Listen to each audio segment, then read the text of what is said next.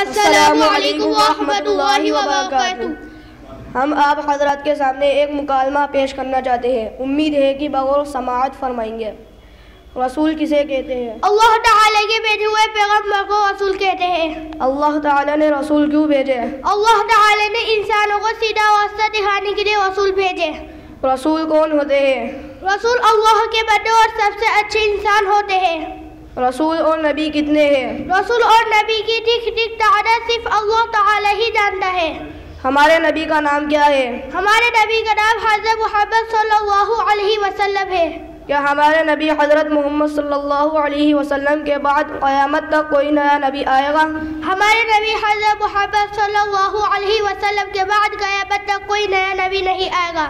ہمارے نبی صلی اللہ علیہ وسلم کے بعد جو شخص اپنے نبی ہونے کا دعویٰ کرے وہ کیسا ہے؟ ہمارے نبی صلی اللہ علیہ وسلم کے بعد جو شخص اپنے نبی ہونے کا دعویٰ کرے وہ سب سے بڑا جھوٹا ہے۔ تمام نبیوں میں سب سے افضل کون ہے؟ تمام نبیوں میں سب سے افضل ہمارے نبی حضرت محمد صلی اللہ علیہ وسلم ہے۔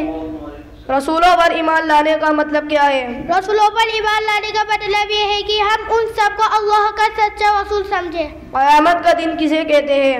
جس دن تمام انسان مر جائیں گے، زمین و آسمان اور پوری کائنات تباہ و برباد ہو جائے گی، اس دن کو قیامت کا دن کہتے ہیں۔ تمام انسان اور جاندار کیسے مر جائیں گے؟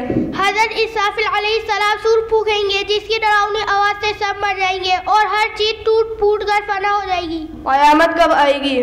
اس کا ٹھیک وقت اللہ تعالیٰ کے علاوہ کوئی نہیں جانتا۔ قیامت کی نشانیاں کیا ہے؟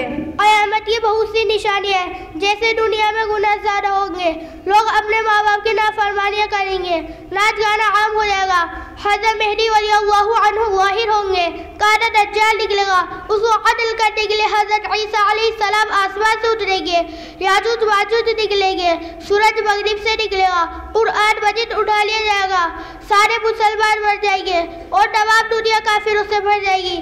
جب یہ ساری چیز ہوئے گی تو اس وقت حضرت اسرافیل علیہ السلام سور پھونکیں گے اور قیامت قائم ہو جائے گی۔